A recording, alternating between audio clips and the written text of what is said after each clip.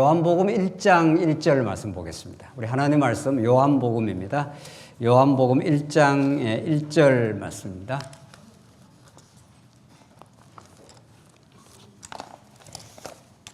찾으신 줄 알고 봉독 드리겠습니다. 요한복음 1장 1절 말씀입니다. 태초에 말씀이 계시니라. 이 말씀이 하나님과 함께 계셨으니 이 말씀은 곧 하나님이시니라. 그가 태초에 하나님과 함께 계셨고 만물이 그로 말미암아 지은 바 되었으니 지은 것이 하나도 그가 없이는 된 것이 없느니라. 그 안에 생명이 있었으니 이 생명은 사람들의 빛이라. 빛이 어둠에 비치되 어둠이 깨닫지 못하더라. 5절까지 우선 봉독드렸습니다.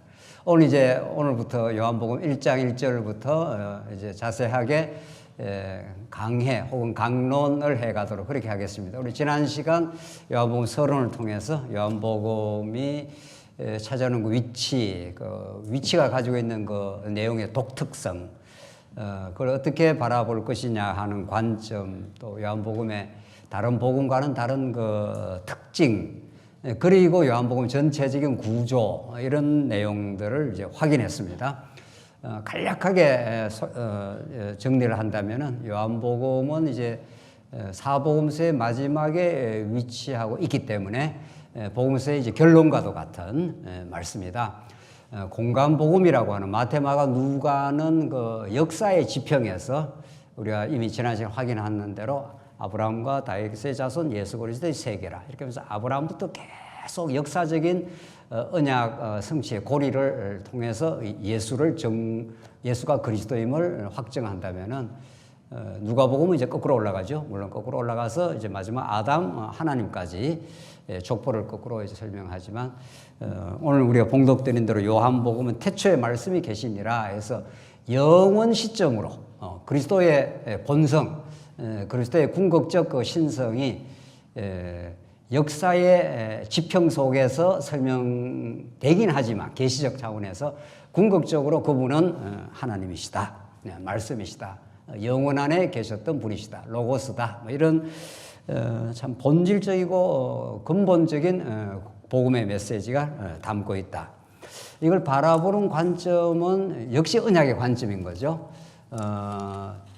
요한복음을 바라보는 관점은 구약에 이미 하나님께서 메시아를 보내주겠다. 그때 메시아가 그냥 메시아가 아니라 하나님의 아들 메시아를 보내주겠다고 언약한 겁니다. 하나님의 아들은 왕적 권세를 가지고 있는데 아들은 아버지의 대권을 모두 이제 상속받고 그것을 이 땅에 실현하는 분이니까 그래서 그냥 언약의 관점이 아니라 하나님 나라에 관한 언약을 이제 이루러 이 땅에 오시고 그가 궁극적으로 근본 영원 전부터 계셨던 말씀 하나님이시다 하는 그런 그 언약적 관점은 여전히 중요한 거죠. 그 특징을 우리가 설명을 했는데 요한복음은 이제 바울 서신도 이제 마찬가지입니다만은 성경이 가르치는 그 진리의 그 알맹이는 이 세상에서 확인될 수는 없습니다. 근본적으로. 그러나 세상의 언어, 세상의 이 시대의 언어를 사용하지 않을 수는 없죠. 하늘의 언어는 궁극적으로 다를 겁니다. 우리가 천국 가면은 하늘의 언어를 우리가 사용하지 않겠어요? 그는 영어도 아니고 뭐 한국어도 아니고 뭐 중국어도 아니고 그런 하늘의 언어가 있겠죠. 하늘의 뜻을 담은 언어, 우리가 알지 못하지만 그 궁극적인 언어가 있을 것인데 그 하늘의 뜻을 이 땅에 드러내고 계시하실 때는 오늘 요한복음이 이제 말씀하는 대로 말씀이 육신이 되어 이렇게 했지 않습니까? 영원한 로고스이신 그 하나님이 육신이 되어 이 땅에 계시적으로 이제 드러났을 때는 그 시대의 언어를 사용하지 않을 수 없죠. 우리도 지금 한국말로 말씀을 듣는 거 아니겠어요? 중국 사람은 중국말로 하나님의 말씀을 듣는 거죠. 그러니까 그 시대에 번역을 한 거죠. 그러니까 본질은 똑같은데 이제 그 시대의 사람들이 알아들을 수 있도록 영어로도 번역했고 한국어로도 번역했듯이 이 시대, 예수님 당시에 요한복음이 기록될 시대는 헬라 시대입니다. 그래서 하나님께서 사도 요한에게 그런 이제 그 시대의 가장 중요한 헬라 철학, 헬라 사상의 핵심 단어 중에 하나, 핵심 중에 핵심이라고 봐야죠. 그 로고스를 그 시대 언어를 이제 차용을 한 겁니다. 그 언어를 빌린 거죠. 그 언어를 빌려서 그 언어에 담아가지고 영원한 진리를 드러낸 겁니다. 그러니까 언어는 빌려 쓰지만 의미와 내용은 같다 다르다. 달라도 한참 너무 다릅니다. 우리 지난 시간 이제 그런 로고스는 말이라고 표현하기도 하고 세상의 질서라 하기도 하고 그렇습니다. 이게 세상에 돌아가는 원리이기도 하고 로고스라는 뜻이 이제 그런 비인격적 설명입니다. 그러나 오늘 성경이 말하는 로고스는 태초에 말씀이 로고스가 계시니라 이렇게 해서 비인격적 존재가 아닙니다. 로고스는 그 비인격적 존재로서 세상을 설명하는 질서 이런 원리 혹은 말 이런 뜻으로 로고스를 그 시대에 사용했지만 그 시대에 가장 헬라 사상의 가장 중요한 용어를 빌려와서 가장 중요한 복음의 메시지를 담고 있는 거죠. 그게 이제 오늘 그렇게 이제 이 요한복음이 쓰여졌다. 우리 지난 시간이 다 돼서 한 가지를 더 설명할 수 있었는데 이제 본문이 나오면 더 자세히 설명하겠습니다만은 이제 요한복음은 구조 자체가 어떻게 되어 있는가 하면은 처음에 이제 서론이 있고 이게 1장 1절로부터 18절까지가 있고 두 번째 이제 본론입니다. 본격적으로 이제 하늘 아버지로부터 오신 하나님의 아들 예수 그리스도입니다. 그리고 이것이 1장 19절로부터 11장 끝까지고 세 번째가 이제 하늘 아버지께로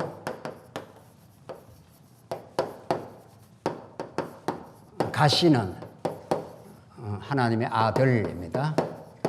이게 12장부터 여기서 이제 예수님의 고별 설교가 나오고 이제 내가 너희와 함께 있는 것보다 가는 게 낫겠다 하면서 성령을 보내주시겠다 하는 독특한 요한복음의 이제 성령론이 나옵니다. 12장부터 20장까지 딱 그렇게 마무리가 되고 마지막 결어가 있고 결어가 21장입니다. 그러니까 서론과 결어를 빼면 요 두 구조로 딱 되어 있습니다. 요한복음은. 그 요한복음은 아주 복잡한 여러 다양한 내용이 나오는 듯 하지만 사실은 딱 묶으면 영원한 하늘 아버지께로부터 이때 하늘 하는 건 영원을 상징하는 건데 하늘 아버지께로부터 하나님께서 예수님이 보냄을 받습니다. 보내심을 받아 아버지의 뜻을 그대로 담고 오신 거죠. 그래서 아버지의 뜻을 가르쳐 주시고 특별히 이제 이 부분에서는 7가지 이제 표적이 등장하면서 여러 표적들이 마지막에 나사로의 죽음에서 살아난 표적까지 7가지 표적, 포도주를 물로 바꾸는 표적부터 시작해서 7가지 표적, 이 표적의 책이라고 하는데 이 부분을 그러나 이제 표적이라는 것이 그 표적을 행하신 분이 하늘 아버지께로부터 오신 아들이다. 그 아들만이 이 포도주를 기적으로 바꾸고 죽은 나사로를 살리는 그런 생명과 빛을 가지고 있다 이런 뜻입니다. 그게 이제 하늘 아버지께로부터 여기 조금 더 보완 설명을 하자면 생명과 빛으로 오신 아들이다. 죽음과 어둠의 세상 가운데 생명과 빛으로 하늘 아버지가 이 땅에 오셨다. 이게 복음의 본질이라는 겁니다. 하나님 예수가 하나님의 아들이요 그리스도라는 게 복음의 내용인데 그분이 근본 어디서부터 오셨느냐, 어떤 존재자인가 하는 것이 이제 하늘 아버지께로부터 이제 그 뜻을 가지고 이 땅에 찾아오셨다. 그리고 이제 가실 준비를 합니다. 제자들한테 고별 설교를 하시고, 그리고 제자들이 굉장히 불안해하고, 하나님 예수님 어디로 가십니까? 예수님께서 그렇게 내가 길이요 진리요 생명이라 이렇게 하면서 이제 가실 준비를 하면서 이 부분에서 이제 내가 너희와 함께 있는 것보다 가는 게 더 낫겠다 하지 않습니까? 이제 오셨다가 이제 가십니다. 가는 게 더 나은 이유는 내가 너와 함께 있어도 너가 진리의 말씀을 깨닫지를 못한다. 여러 차례 여러 수십 번 표적을 보여주고 가르쳐주고 해도 그것이 너희들의 신비에 기록되지는 않는다. 그냥 듣고 그런가 보다 메시아인가 보다 이렇게 했지만 그게 마음비에 기록이 돼야 이제 우리가 하나님의 사람으로 이제 본격적으로 살 수가 있는데, 그래서 내가 가는 게 낫다. 성령이 오시면 내가 너에게 가르친 것이 기억나고 생각나게 되게 하나님께 해 주시겠다. 그게 이제 에레미야의 말씀했던 새 언약의 성취입니다. 하나님 뜻은 율법에도 기록되어 있고 오늘 성경 말씀에도 기록되어 있고 다 기록되어 있지만 이걸 눈으로 본다고 해서 깨닫는 게 아니라는 거예요. 이걸 아무리 읽고 그렇지 한다고 깨닫는 게 아닙니다. 그렇게 뭐 지식적으로 알 수가 있지만은 이게 우리 인생을 변화시키고 우리 인생을 고백하게 하고 하나님 앞에 살게 하고 주를 위해서 죽기까지 그렇게 살아가는 그 원동력은 우리의 마음에 진리가 심겨져야 되는 거죠. 마음이 동한다 이렇게 하지 않습니까? 그게 새 언약의 성취입니다. 진리를 마음에다 새겨주겠다. 이게 새 언약입니다. 옛 언약은 돌비에 새겨서 하나님이 여호와라는 걸 가르쳐줘도 뭐 그런가 보다 해도 조금 지나가면 또 우상 섬기고 했지 않습니까? 이스라엘 백성들이. 그래서 이제 요한복음에 나타나는 이 성령론, 아버지께로 가시는 아들인데 가는 이유가 성령을 보내주시기 위해서 너희들과 육체로는 가지만은 성령으로 너와 함께 한다. 그걸 이제 보여준 거죠. 그 갈 때 성령을 약속하시고 그리고 예수님이 이제 순환받고 십자가에 죽으시고 부활하심으로 아버지께로 가시는 그 여정들을 쭉 설명을 하는 거죠. 그리고 마지막에 도마가 이제 깨닫지 않습니까? 주는 아버지 하나님이시다라고 도마가 마지막에 이제 예수님을 하나님으로 고백하게 됩니다. 그러니까 우리가 믿는 예수님은 2위 하나님인 거죠. 성부 하나님이 1위격인 하나님이시고 그와 동등한 권세, 동등한 영광, 동등한 뜻을 담고 오신 우리가 2위격인 하나님이시고 아버지와 아들이 보내주는 성령 하나님을 이제 3위격인 하나님. 그래서 이걸 우리가 전통적인 우리 이름으로 삼위 하나님, 삼위일체라 이렇게 사용을 하는 거죠. 삼일체란 말은 뭐 성경 자체에 없는 말이지만 의미는 다 있는 거죠. 요한복음처럼 삼위 하나님, 구약의 여호와 하나님, 언약의 하나님을 가장 현저한 방식으로 복음서에서 드러내는 것이 요한복음인 겁니다. 그걸 우리가 차근차근 그러니까 정리하자면은 구조로 봤어도 이제 태초에 말씀이 계시니라 하면서 예수님의 기원 자체가 역사의 지평에서 설명되는 역사를 포함하고도 훨씬 초월한 영원한 지평으로부터 태초에 말씀이 계시니라 해서 말씀 대신 그리스도를 이제 설명해 들어오고 사실 1장 1절부터 18절이 참 너무 중요합니다. 성경의 모든 성경의 앞부분이 뭐 이러면 뒷부분이 중요하지 않다는 뜻이 아니라 일단 앞부분을 알아야 뒤에가 설명이 된다 이런 뜻입니다. 앞부분을 알아야. 그래서 창세기 1장에서 3장 우리가 너무 강조하지 않습니까? 창세기 1장에서 3장을 알아야 그 속에 원형적으로 복음이 다 담겨 있습니다. 사실은. 그것이 이스라엘 역사에서 풀어져 나간단 말이죠. 그 모든 이스라엘 역사에서 언약 성취로 풀어져 가면서 하나님 이스라엘 나라를 이루신 방식이 한 분 예수님에게 완벽하게 수렴이 됩니다. 참 이건 놀라운 이런 책을 만들 수가 없어요. 사람이. 구약에 나오는 언약 성취의 여러 다양한 하나님 이스라엘 나라의 역사들, 성전의 방식들 이 모든 것들이 어떻게 해서 예수님에게 다 성취가 되어서 예수님은 그야말로 입체적 하나님입니다. 입체적 진리 자체입니다. 이쪽에서 보면은 하나님의 아들로, 이쪽에서 보면 그리스도로, 이쪽에서 보면은 말씀인 근본 하나님으로, 이쪽에서 보면은 왕이요 선지자요 제사장으로 이렇게 해서 예수님의 한 분 속에 구약에서 이미 예언되고 언약된 말씀이 예수님의 그 거대하고 놀라운 인격 속에 다 담겨 있습니다. 그래서 예수님은 진리의 보화와 진리의 총체이신 거죠. 그래서 우리가 그냥 예수는 그리스도라 이렇게 압축해서 고백은 하지만은 정말 성경 66권 전체를 읽어나가면서 이런 측면 저런 측면이 다 조화를 이루면서 한 거대한 진리의 메시지가 드러나는 거죠.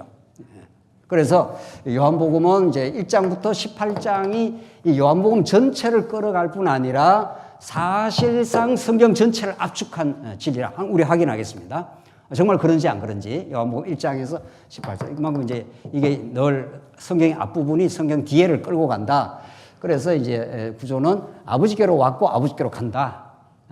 이렇게 요한복음 전체가 예수님의 근원과 본질적인 정체성을 우리에게 가르쳐 주므로 우리도 예수께 붙은 바 된 지체 아닙니까? 그렇죠? 우리가 이 땅을 디디고 살긴 합니다만은 우리는 예수의 사랑을 받은, 예수를 통해서 하나님의 사랑을 받은 하나님의 백성이요 그리스도의 지체이기 때문에 그리스도의 근본적인 정체성, 아버지께로 왔다가 이제 순환 받고 십자가에 죽으시고 다시 아버지께로 가는 이 여정이, 이 구조가, 그렇죠? 요한복음이 이 간략하게 보이는 이 구조가 여러분과 제 삶에 완벽하게 이루어집니다. 왜냐하면 그리스도의 하시는 이 일에 우리가 붙은 바에 따라가기 때문에 그렇습니다. 그리스도의 십자가의 죽음에 우리가 같이 죽었고 그리스도의 부활에 같이 부활했고 그리스도가 성천하여 하늘의 보좌에 앉히시니 했을 때 우리도 믿음 안에서 함께 앉혔습니다. 그러니까 왕같은 우리가 제사장이 되는 거죠. 그런 것처럼 요한복음도 우리가 이 땅에 발을 디디고 살지만 우리의 근본적인 기원, 우리의 본질적인 정체성은 우리는 그리스도의 지체가 되었기 때문에 우리가 하늘의 존재들입니다. 하늘에 앉히시니 에베소서에 그렇게 표현한 대로 그러니까 이 공간적인 이 복음이라는 게 있습니다. 이 시간적으로는 언약 성취가 계속 이루어지면서 하나님의 살아계심과 그 은혜를 시간이 진행될수록 자꾸 우리에게 확인시켜주고 확정하고 여러분과 제 삶의 기간 삶도 그렇지 않습니까? 어떤 것도 언약대로 이루어내시는 하나님의 주권과 그 작정에서 우리 인생은 한치도 벗어나 있지 않습니다. 그러나 과정은 말할 수 없는 고난, 참 이루 말할 수 없는 헤맴, 몸부림, 고난의 시간들 이 모든 것을 거쳐가면서 하나님께 우리에게 확정시키는 하나가 있다는 거죠. 그게 하나님의 주권이었다, 하나님의 사랑이었다. 이걸 이제 각인시켜 주기 위해서 있듯이 오늘 우리가 땅에 발을 디디고 살지만 오늘 요한복음의 말씀을 들으면 우리가 믿는 예수님이 하늘 아버지로부터 오셨다. 보냄을 받으셨다. 우리 역시도 그의 지체가 되어서 하늘을 우리가 담고 살아가는, 다시 말해서 하나님 나라를 우리가 나라의 통치 속에 살아가는 하나님의 백성이 되었다 하는 것을 요한복음처럼 심도 있게 설명하는 건 없다 이런 거죠. 자, 그래서 이 요한복음의 큰 구조를 이제 꼭 이제 머리에 넣고 이제 차근차근 이제 살펴가시면 되겠습니다.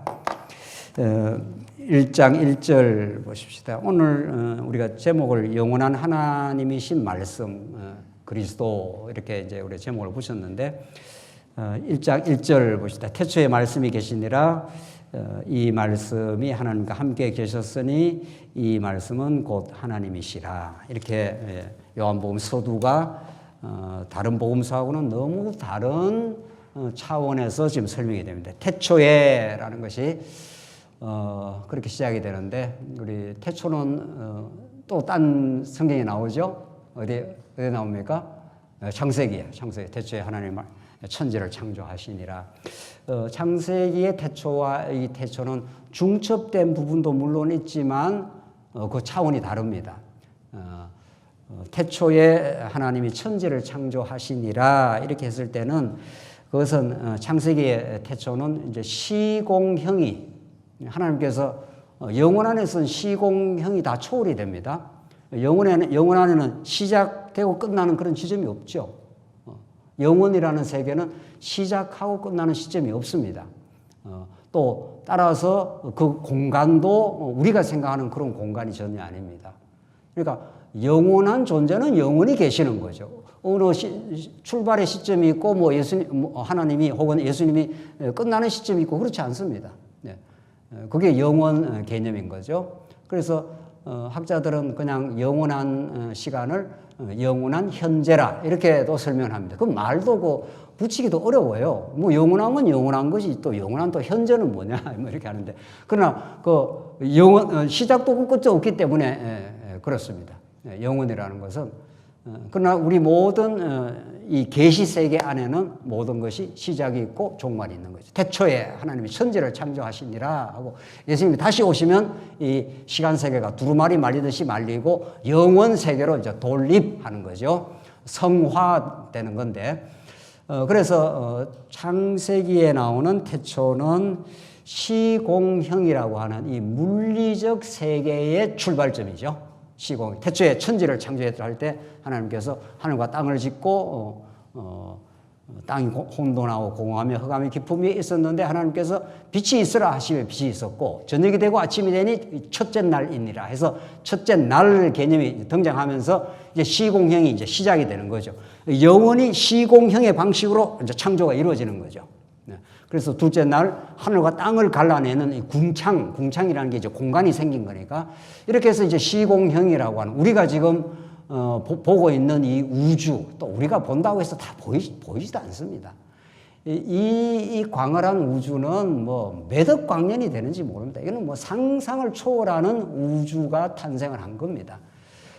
이 은하계가 뭐 수천억 개 있다니 뭐 도대체 우리가 우리의 상상을 이 우주가 넘어서는 거죠. 그럼 우주적 세계보다 더 크신 분이 이제 하나님이시니까 우리가 얼마나 참 하나님 앞에 아무것도 아닌 존재임이 이제 드러나는데 그게 이제 창세기의 첫 태초, 물리적 시공형의 출발점이 되는 그 역사의 출발점으로서의 태초. 오늘 이 요한복음은 어떤 거냐 이거죠. 요한복음 태초에 말씀이 계시니라 했을 때 뭐 역사의 시작에 말씀이 등장한 건 아니지 않습니까? 역사를 포함하면서도 역사를 훨씬 초월하는 그래서 우리가 우리 말씀 운동에서는 이게 영원이라는 것이 시공형을 포함하면서도 초월합니다. 그러니까 하나님은 구약의 하나님은 늘 초월하시기도 하고 우리와 함께 계시는 내재적 하나님입니다. 참 이게 말이 어려운데 그래도 하여튼 좀 설명 안 할 수가 없죠. 하나님은 우리가 보는 이 역사 내재 역사 속에 존재하기도 하지만 역사를 훨씬 초월해서 존재하시죠. 그래서 이 둘 다를 포함하고 있습니다. 하나님의 존재 자체가. 그러니까 하나님은 임마누엘 하시면 여러분과 저와 함께 하시죠. 그러나요? 안 그러나요? 우리와 함께 하십니다. 우리와 함께 하시죠. 임마누엘 하십니다. 그 우리하고 함께 하시는 하나님은 우리 안에 그런 가치거나 우리와 같은 존재인가 그런 건 아닌 거죠. 우리와 우리의 마음속에 함께 하시기도 하지만 우리의 존재 방식, 이 역사의 존재 방식, 역사 이전에 계셨던 하나님, 역사 이후에도 계실 하나님. 그러니까 엄밀하게는 우리가 보통 이렇게 그림을 그리지 않습니까? 늘 여기가 시작이고 태초고 여기가 종말이니까 시작이 있고 역사가 흘러가고 예수님 오시고 예수님 다시 오실 때까지 이렇게. 그러니까 우리가 역사를 중심으로 설명하면은 이렇게 긴 시간을 이렇게 설명할 수밖에 없습니다. 그러나 사실은 하나님이 보실 때는 나는 처음이요 뭐라 그럽니까? 예수님이 마지막이라. 나는 알파요 뭐라 그럽니까? 알파가 곧 오메가라는 겁니다. 우리가 볼 때는 알파가 여기 있고 저기 이제 시간이 지나서 오메가 뭐 언제 예수님 오시는지 우리 모르죠. 그러니까 언젠가는 오신다고요. 그러니까 이렇게 시간이 흘러가고 이제 알파요 오메가지만 하나님 보실 때는 알파가 곧 오메가입니다. 하나님 보실 때는 그러니까 시작과 끝을 하나님은 어떻게 역사가 진행될 것을 어떤 신학자들은 모른다는 거예요. 역사가 어느 쪽으로 갈지 열린 실론이라는 게 있습니다. 열린 실론. 역사가 이렇게 어느 쪽으로 갈지 어떤 변수가 생겨서 하나님은 앞으로 역사가 어느 쪽으로 갈지를 다 미리 결정할 수 없다는 거죠. 그것도 신학이라고 그래요. 그렇지 않아요? 그걸 우리 신학이라 할 수 있습니까? 알 수 없는 거죠. 하나님은 시작과 마지막을 다 아실 뿐 아니라 그 과정에 어떤 사건이 발생하고 어떻게 진행되는 걸 다 아십니다. 다 정해놨다는 거죠. 이걸 우리가 믿는 거죠, 정말. 그렇죠? 그 하나님의 작정과 계획을 믿는 거 아니에요. 그러니까 우리가 이제 이렇게 그림을 그릴 수밖에 없다는 거죠. 이게 이제 영혼을 이렇게 표현을, 영혼을 뭐 이렇게 표현할 수도 없어요. 영혼은 이미 그림을 그리는 순간 엄밀하게는 아닌 거죠. 뭐 어떻게 영혼을 이 원안에 그리겠어요. 그러나 이해를 돕기 위해서 방편적으로 이렇게 할 뿐이라는 거죠. 시작과 종말이 사실은 이렇게 우리가 그려왔지 않습니까? 이게 시작과 종말이 영원이라고 하는 하나님의 그 존재 안에 잠깐 드러났다가 사라지는 거죠. 하나님 편에서 볼 때는, 우리가 볼 때는 긴 역사가 갑니다. 지금도 계속 가고 있습니다. 우리가 볼 때는 계속 우리는 21세기에 살고 있고 계속 우리는 역사적 존재이기 때문에 시간을 느끼고 공간을 느끼고 형상을 가지고 계속 존재하면서 영원한 하나님을 배워가는 거지만, 하나님 편에서 볼 때는 시편 90편 말씀대로 모세가 고백한 대로 이 모든 역사가 한밤에 뭐라고요? 찰나라, 경점이라. 시편 90편이 그렇게 표현합니다. 예. 그 모세가 120년은 생애를 살아보니까 100년이 우리는 길다 하지만 100년을 산 사람에게는 잠깐 왔습니다. 잠깐입니다. 진짜 영혼에 비춰보면 잠깐입니다. 그러니까 모세가 시편 90편에 이 세상 모든 길고 긴 역사, 모세라는 한 인생의 40년의 그 왕궁의 그 호화로움, 40년의 처갓집에서의 말할 수 없는 잊혀진 낮아진 세월들, 40년 광야를 걸어가면서 하나님의 인도 따라서 이스라엘 백성들을 이끌어갔던 그 광야의 시간들, 그 120년 시간이 딱 지나보니까 한밤의 경점이라, 옛날 성경에는 경점이라 했고 요즘 최근 성경에는 한밤의 찰나라. 찰나라는 것은, 순간이라는 것은 엄밀하게 존재하지 않습니다. 엄밀하게. 그냥 관념적으로만 존재할 뿐이지 실제로 존재하지 않습니다. 우리 기하학에서, 수학에서도 점이라는 것은 위치만 있는 거지 그게 실제 존재하는 게 아닙니다. 네. 그래서 이 역사가 영혼의 빛에 비춰볼 때는 하나님의 한 분 잘 배우고 사라질 것입니다. 네. 하나님 한 분 잘 배우게 하시려는 이 역사를 이렇게 하나님이 이렇게 언약 성취의 역사로 펼쳐 놓으신 거죠. 그래서 역사는 지금도 언약대로 역사가 펼쳐져 가면서 하나님의 그 크신 능력, 그의 사랑, 그의 신실하심, 그의 영원하심, 그리고 궁극적으로 하나님의 살아계심, 이게 쾅쾅 역사가 진행되면서 지금 펼쳐져 가는데, 결국 남는 건 영원하신 하나님의 그 사랑, 그 한 분이 남는 거죠. 그렇게 태초가 시작이 되는데, 이때 요한복음의 태초는 이 역사의 출발점이라기보다는 이제 근본적으로 영원한 존재 방식으로서 하나님과 말씀이 함께 계셨다. 그러니까 이 시간을 포함하긴 해요. 시간을 포함하긴 하지만 그걸 훨씬 포함하면서도 넘어서는, 하나님 우리 안에 거하시기도 하지만 우리의 역사를 훨씬 뛰어넘어서 역사 전체를 보고 섭리해 가시는 살아계신 하나님이다. 이렇게 되는 거죠. 그런 하나님에 대한 성경적인 깨달음, 진리 인식, 이런 것들이 요한복음이 우리에게 가져다 주는 말씀의 능력이고, 그럴 때 우리는 역사 가운데 고민하고 또 나름의 소망을 가지고 살아가면서도 하나님께서 영원 안에서 우리를 작정하시고, 영원 안에서 하나님께서 우리를 예정하사 하나님의 뜻을 우리에게 담고 깨닫게 하시려고 역사의 시점에 하나님이 우리를 보내셨다. 그게 역사를 살아가는 이유고 목적이다. 이렇게 해서 역사에 겪는 수많은 우여곡절들, 많은 연단과 우리 시련들의 의미가 영원하신 하나님을 깨닫게 되는 데 있구나. 이렇게 깨닫는 것처럼 오늘 태초라는 것은 시공형을 이렇게 초월하는 영원한 시점에 계셨던 말씀, 곧 하나님이시다. 이런 것이 지금 요한복음의 첫 출발입니다. 두 번째라기보다도 계속 1절에 이 말씀은, 그 로고스는 하나님과 함께 계셨으니 이 말씀은 곧 하나님이죠. 그 말씀이 하나님과 함께 계셨다. 그러니까 말씀이 이제 그리스도인데, 창세전에 존재하시던 말씀으로 계신 그리스도가 하나님과 함께 계시는데 그 말씀이 곧 또 하나님이라는 거예요. 그래서 이게 논리적으로, 합리적으로 이해되기 어려운 부분이지만 우리 믿음 안에서 이해되기 어려운 게 아니죠. 그러니까 하나님은 영원한 본체는 이제 한 분 영원하신 분이지만 우리에게 이제 그 하나님의 뜻을 가르쳐 주기 위해서 존재론적으로 성부 하나님으로도 우리에게 드러내시고 이제 성자 하나님으로도 하나님께서 드러내시고 이제 성령 하나님께로 드러내신다. 요한복음이 이 삼위에 대해서 가장 잘 설명하고 있는 본문인 거죠. 그러니까 말씀이 계시는데 말씀이 곧 하나님과 함께 하신다는데 그 말씀이 꼭 또 하나님이래요. 그러니까 얼핏 봐서는 하나님이 두 분 계신가 이렇게 이제 형식적으로 그렇게 보이지만 궁극적으로 하나님이 삼위의 방식으로 이제 드러내신다. 왜 하나님이 그렇게 하셨는가? 이게 이제 중요합니다. 왜 하나님은 그냥 한 분 하나님으로 우리에게 드러내시면 좋을 텐데, 우리가 이해하기가 좋을 건데, 뭐 삼위로 한다고 우리가 뭐 어려운 건 아닙니다만은, 이제 신학자들이 그 말을 만들고 그걸 설명하는, 그러니까 학자는 설명하는 과정이 더 어려워요. 예.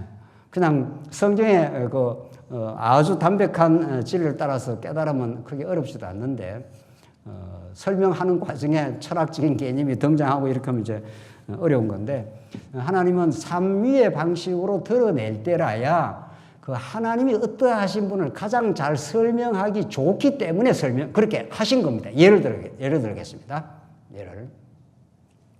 아버지의 사랑이 분명히 있습니다. 아버지가 우리를 사랑하는 게 틀림없다는 거죠. 근데 아버지가 우리를 사랑하는 것이 분명한데, 그것이 어떤 방식으로 드러나고 우리에게 나타나야 그걸 깨닫지 않습니까? 그렇죠? 아버지가 우리를 사랑한다 하는 건 뭐 틀림없는데, 그것이 우리 자녀 입장에서는 아버지가 노동판에 가서 고생도 하시고 또 우리 먹을 거를 입혀주시고 여러 가지 고난을 치르고 우리 자식들 키우느라고, 우리 옛날 부모님들, 뭐 요즘 부모님도 다 마찬가지죠. 근데 옛날이 조금 더 힘들었던 것 같아요. 훨씬 더 힘들었던 것 같은데, 뭐 요즘이라고 부모님들이 힘 안 들고 돈 버리는 법도 없고 그렇습니다. 그래서 그 아버지의 사랑이 분명한데, 그 아버지가 그 역사의 과정에서 우리를 키우는 과정에서, 부모로서 키우는 과정에서 많은 고생을 하신 거죠. 고생을 하시죠. 어느 부모들 뭐 그렇게 안 하는 부모가 있겠습니까? 그거를 역사 과정에서 많이 보고 자라면 그것이 사랑으로 와닿는 거죠. 그러니까 부모가 많이 고생한 걸 보고 자라면 더 부모에 대한 그 사랑이 넘치듯이, 성부 하나님이 우리를 영혼 안에서 작정하셨다는 거죠. 영혼 안에서 이미 에베소서의 말씀에 따르고, 에베소서 1장이 삼위 하나님을 가장 잘 드러내는데, 만세전에 우리를 예정하셨습니다. 하나님의 아들로 예수 그리스도 안에서 예정했는데, 예수님이 하나님의 아들 예수가 이위격이신 성자 하나님이 오셔서 구속을 하셨다는 거죠.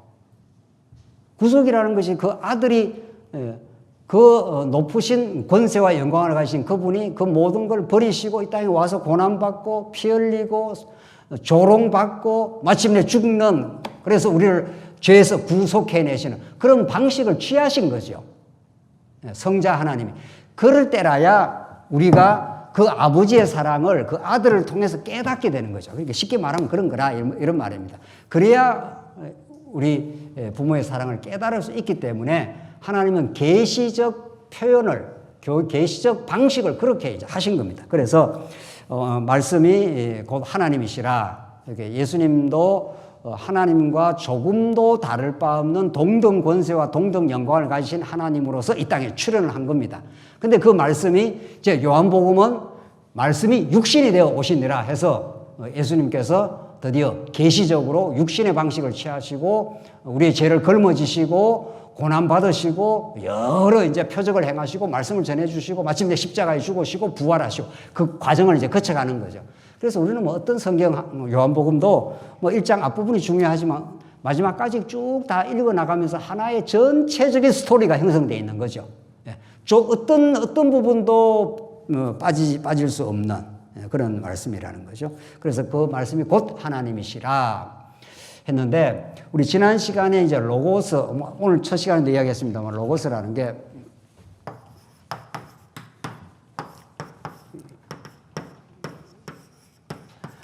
로고스라는 게 이것이 우리가 지난 시간에 이제 헬라적 배경을 갖고 있다 했지 않습니까? 이 언어 자체는 분명히 헬라 사상의 가장 핵심 단어를 이제 사용을 한 겁니다. 사용을 했지만 더 중요한 것은 이 로고스라는 말씀이라는 이 의미는 이미 구약의 배경을 너무도 뿌리 내리고 있는 말씀입니다. 구약에. 그러니까 요한복음 신약 성경이 구약의 뿌리가 없는, 구약을 배경으로 하지 않는 신약이 없다. 그 말이죠. 우리가 지금 계속 공부하는 게 구약은 장차 오실 메시아에 대한 언약이고 신약은 오신 메시아에 대한 증거니까 말이죠.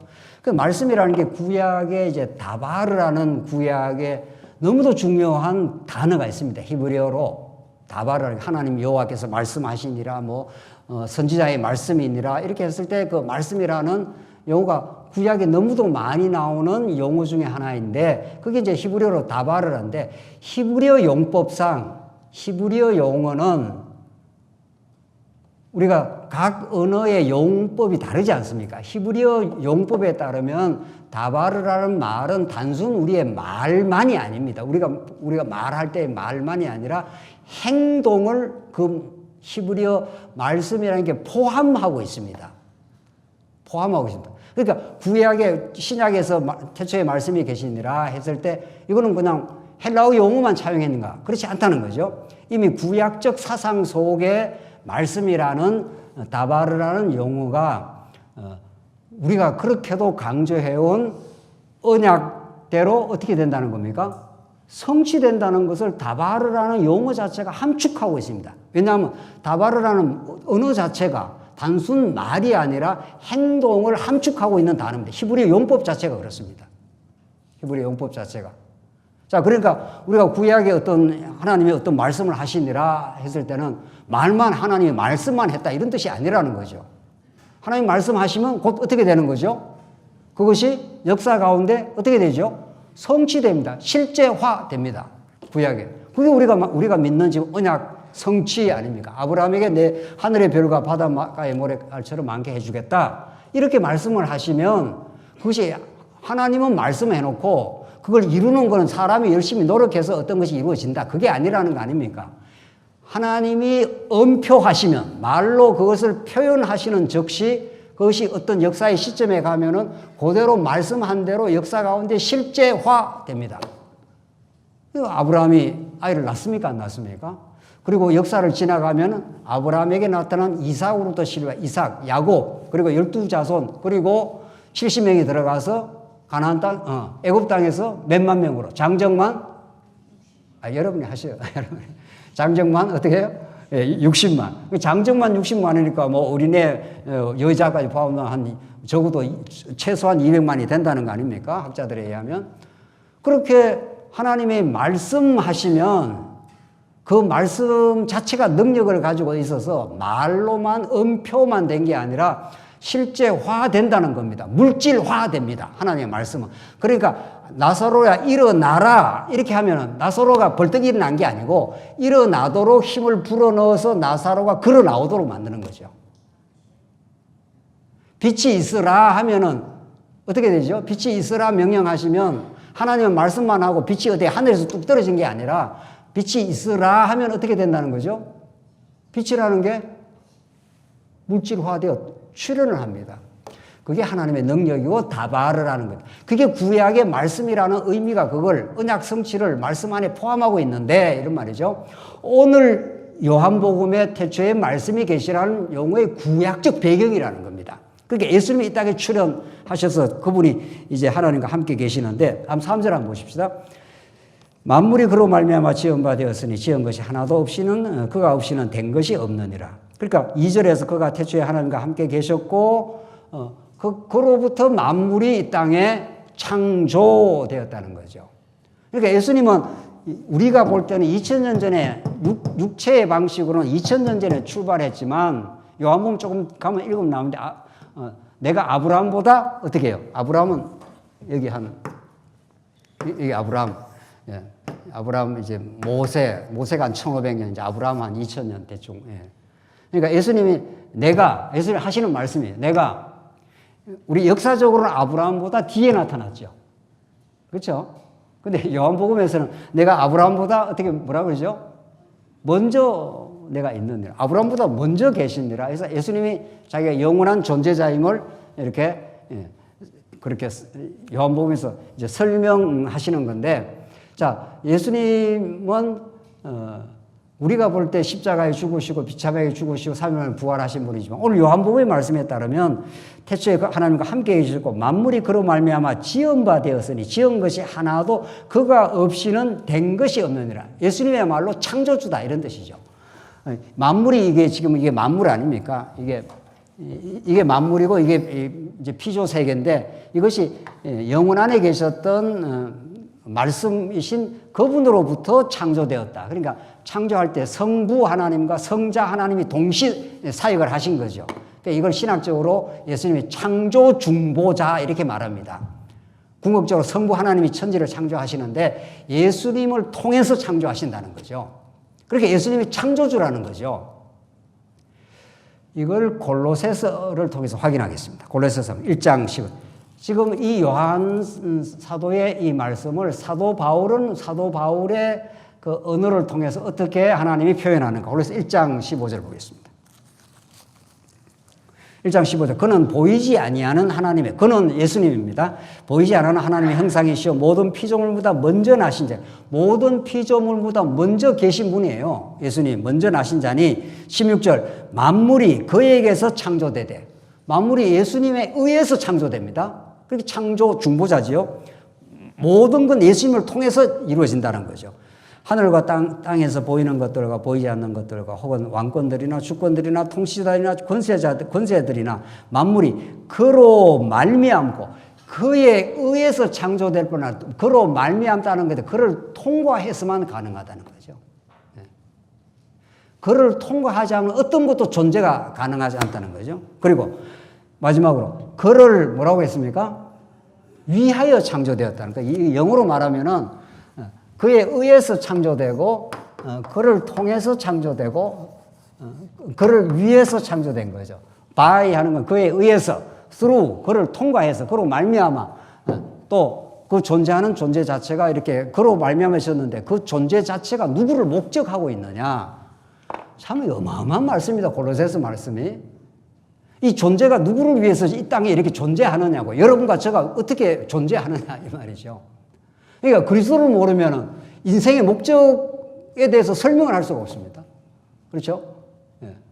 우리는 그로부터 그에 의해서 지어주고 그로 말미암아 지어졌고 그를 위해서 존재합니다. 그의 영광을 드러내기 위해서 이 땅에 존재하는 거라는 거죠. 인생의 모든 고민은 자기 중심입니다. 모든 죄악과 모든 고민과 이 땅의 갈등의 뿌리가 자기 중심이에요. 내가 나를 위해서 존재하고 내 행복을 위해서 산다는 거죠. 현대인들이 다 그러잖아요. 뭐 현대인만 그런 건 아니에요. 현대인들이 더 노골화됐을 뿐이죠. 아담 타락의 모든 존재자는 그리스도를 혹은 하나님을 잃어버린 거죠. 고향을 잃어버린 사람이나 마찬가지예요. 추석이 되면 고향으로 돌아가고 싶은 우리 기소 본능이 있는데 고향과 단절이 되면은 그때부터 사람은 어디로 가야 될지 뭘 해야 될지 모르는 것처럼, 그거는 육신은 잠깐 뭐 그러다가 마는 거지만은 영혼의 본질, 우리 인생의 궁극적 가치, 목적이 그리스도를 그리스도답게 알지 못하면 내가 왜 사는지, 왜 돈을 벌여야 되는지, 돈이 있는 이유가 뭔지, 돈이 없는 또 이유는 뭔지, 그걸 누가 설명을 합니까? 이번에 우리 중국 그 세미나 온 우리 그 할빈의 그 책임자가 나이가 그렇게 많지 않아요. 40대 중반쯤밖에 안 돼요. 한 10년 전에 처음 말씀을 몇 차례 우리가 가서 말씀을 전했고 들었고, 그때 이 말씀으로 이제 이 신앙생활을 해야 하고 이 말씀을 우리 신학교에 가르쳐야 되겠구나 이렇게 했는데, 코로나 터지고 뭐 터지고 계속 연장이 돼가지고 지금 얼마나 오랜만에 말씀을 들었지 않습니까? 그 사람은 너무 절실합니다. 여러 지금 할빈의 구역이 있는데, 여러 구역이 있는데 자기가 볼 때는 자기가 대충 그걸 관리하고 돌보긴 하는데 전하는 지도자들마다 다 말씀이 다르다는 거예요. 다. 그러니까 어떻게 해야 되냐. 자기는 더 이상 이 말씀을 놓치고 싶지 않습니다. 가든지 오든지 어떤 방법이든지 해달라는 거예요. 그 마지막 우리가 이제 헤어지기 전에 뭐 잠깐 어디 밖으로 이렇게 우리가 바람을 실어 나갔는데 거기에서 이야기를 하고 마지막 우리 모든 사람들이 다 모인 앞에서 그걸 이야기했어요. 자기는 더 이상 이 말씀을 놓치고 싶지는 않습니다. 왜냐하면 이 말씀을 놓쳐버리면은 자기가 목회를 해야 되는 이유가 뭔지, 살아야 되는 이유가 뭔지, 건강을 관리해야 되는 이유가 뭔지. 그러니까 건강해야 되니까 건강해야 되는 거예요. 돈 벌어 없으니까, 돈 벌으면 못 죽으니까 그냥 돈 버린다는 거예요. 세상에 만물의 영장으로 지은 인간이 그냥 돈을 벌어야 되니까 벌어야 되고, 그냥 살아야 되니까 살아야 되고, 아프니까 병원 가야 되고, 암은 병원 가도 뭐 죽을 때면 죽겠죠. 또. 그러니까 어떤 이유와 목적이 없는 겁니다. 오늘 말씀에 따르면은 오늘 이 창조의 목적이 뭐냐 이거예요. 창조는 그에 의해서 만물이 그로 말미암아 지어졌는데, 궁극적으로 그에 이어서 짓고 그로 말미암아 지어졌는데 그를 위해서 존재한다는 겁니다. 이 만물이, 우리가 그를 위해서 이 모든 게 착착 움직여지고 있다는 겁니다. 그리스도의 영광과 그의 살아계심과 우리 언약 백성들은 그의 사랑을 확정하기 위해서 계속 역사는 지금 진행되고 움직여지고 일하고 있다는 거죠. 그 부분에 대한 목적을 딱 발견하게 되면은 사는 것도 의미가 있고, 죽는 것도 의미가 있고, 잘 사는 것도 의미가 있고, 못 사는, 우리에게 부정적인 게 없다 이렇게 되는 거죠. 예. 예수 믿으면 뭐 지질 궁상 떨고 뭐 못 살아야 된다 이런 것도 아니라는 거죠. 예. 또 잘 사는 게 뭐 그 근본적인 목적도 아니라는 겁니다. 그분의 영광을 위하여, 그분을 더 알기 위하여. 그러니까 지금 그분들은 말씀을 많이는 안 들었어도 마지막 소감을 나누는데 얼마나 정확하게 전했던 그 포인트를, 성경의 큰 그림이 이렇게 돼 있네요. 이렇게 정확하게 고백을 해요. 세상에. 3일밖에 말씀을 안 들었는데, 그러니까 하나님께서 듣게 하시려면은 3일 동안 구약 역사서 전체를 이렇게 했는데, 그냥 그것이 탁탁 꽂히니까 이렇게 성경이 돼 있고, 이 목적으로 살 이유가 있네요. 이런 거죠. 오늘 본문의 말씀이 그렇게 지금 골로새서가 돼 있지 않습니까? 예, 골로새서 말씀이. 예, 그로 말미암고 그를 위하여 창조되었고, 그분에 의해서, 그분의 뜻이 여기 담겨 있고, 그분을 위해서 우리가 존재한다. 이래야 사는 목적이 분명해지고, 살아가는 이유가 확실해지는 사람인 거죠. 사니까 사는 사람이 아니라는 거예요. 그냥 안 죽으려고 먹는 게 아니라, 점심 잘 드셨죠? 라면 오늘. 그 라면도 얼마나 좋은 겁니까? 그거 먹고 살아야 될 이유가 있으니까 우리는 확실하게 먹는 거죠. 먹는 이유가 분명한 거죠. 라면을 먹든 진수성찬을 먹든 그게 중요한 게 아니고 말이죠. 그렇게 먹고 살아야 될 이유가 그를 위하여 창조되었고, 그때 우리의 삶의 어떤 형편, 어떤 처지, 오늘도 어느 성도님의 잠깐 이야기를 식사 후에 들었습니다. 살아가는 삶이 얼마나 때로는 힘들었고 고달팠고, 내가 살아야 되냐 죽어야 되느냐, 그걸 안 거치는 사람이 있습니까? 만약 이 광야에 던져진 인생이 그런 고민과 그런 몸부림을 안 거치는 것도 이상한 겁니다, 진짜. 그건 자기 본인의 문제뿐 아니라 자기 가족의 문제가 될 수도 있고 말이죠. 다 절박하고 절실하고 이 시간을 놓치면 안 될 것 같은 이런 안타까움이 있고, 그 과정을 거치면서 그를 위하여 창조된 우리 존재자들, 우리의 모든 인생들, 우리 교회, 조금 더 뒤에 가면 만물이 그를 위해 창조되었고, 이제 골로새서 그 말씀을 하지 않습니까? 만물 위에 교회가 있고, 교회 위에 그리스도가 있고, 그리스도 위에 하나님이 계시고, 이런 존재적 위계가 있는 겁니다. 그런 그리스도 없이 산다는 것처럼 불쌍하고 삶의 초점을 잃어버린 인생이 될 수밖에 없는 거죠. 오늘 마지막 본문이 4절, 그 안에 생명이 있었으니 이 생명은 사람들의 빛이라. 이거 어마어마한 말씀 아닙니까? 도대체 그리스도 안에 생명이 있다는, 생명이 있으니 그리스도 밖에 가면 죽음밖에 없습니다. 우리 영적으로 다 죽었습니다. 살았으나 실상은 죽은 자예요. 그 안에 생명이 있으니 이 생명이 하나님 사람들의 빛이라. 빛이란 말은 빛이 안 오면 다 어둠이다 이런 말 아닙니까? 그 세상 사람들은 예수 없이 잘 살아요. 참 놀라운 일입니다. 예수 없이도 뭐 열심히 돈 벌이고 열심히 건강 관리하고 그게 다 죽음이고 그게 어둠입니다. 하나님 보실 때는 왜 사는지 왜 어디로 가는지 아무것도 모르지. 그 유명한 화가가 우리는 어디서부터 와서 어디로 지금 살고 어디로 가느냐 아무도 답 안 해줍니다. 아무도 답 안 해줍니다. 우리를 지으신 그분이 우리에게 답을 해주시는 거죠. 내가 길이요 진리요 생명이니라. 내 안에 생명이 있고 내 안에 우리 인생에 참된 길이 있다. 그 예수를 만나게 될 때 우리는 생명과 빛을 얻은 인생이 되고 그 안에 영생을 얻어 그것이 하나님 나라입니다. 요한복음은 하나님 나라가 공간복음만큼 많은 언어로 사용되지는 않습니다. 하나님 나라 뭐 마태, 마가, 누가는 뭐 하나님 나라 천재 아닙니까? 내가 천국에 가까이 왔다. 하나님 나라는 이런 거다. 겨자씨 비유 등등등등 해서 하나님 나라 엄청 설명되죠. 요한복음은 상대적으로 공간복음보다는 하나님 나라 언어가 적습니다. 그러나 요한복음과 공간복음과는 다르게 생명에 대해서, 영생에 대해서 너무도 많이 설명하죠. 영생과 빛의 나라가 하나님 나라입니다. 우리는 영적으로 죽었던 인생, 왜 사는지, 왜 죽어야 되는지 그 목적을 다 잃어버렸던 인생이 예수를 만났고 예수 안에 하나님 나라를 발견했고 예수의 생명을 누려서 이제 하나님 뜻 가운데 삽니다. 내게 일어났던 모든 일들이 하나님을 하나님답게 나를 나답게 깨닫게 하려고 여기까지 왔습니다. 하나님 안에서 우리는 아무것도 아닌 먼지 같은 인생이었지만 우리를 거룩한 자녀로 삼아서 당당한 하나님의 아들로 거룩한 왕 같은 제사장으로 삼아주시니 무한 감사합니다. 이게 그 안에 생명이 있었으니 이 생명은 사람들의 빛이라.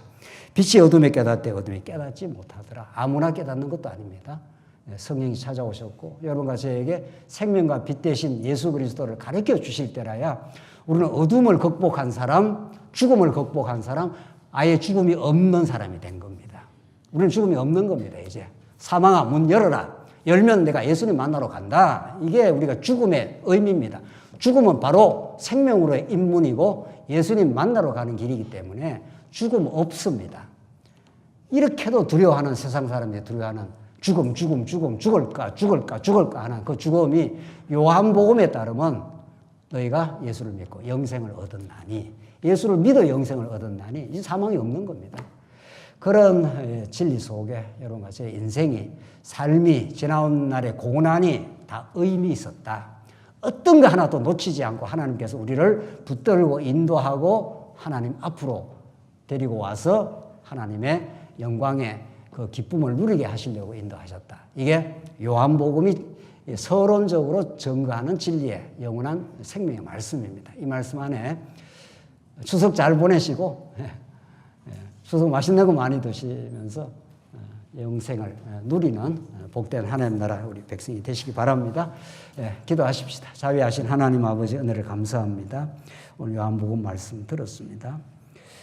태초에 말씀으로 계신 예수님이 우리의 생명과 빛이 되어 주셔서 너무도 감사합니다.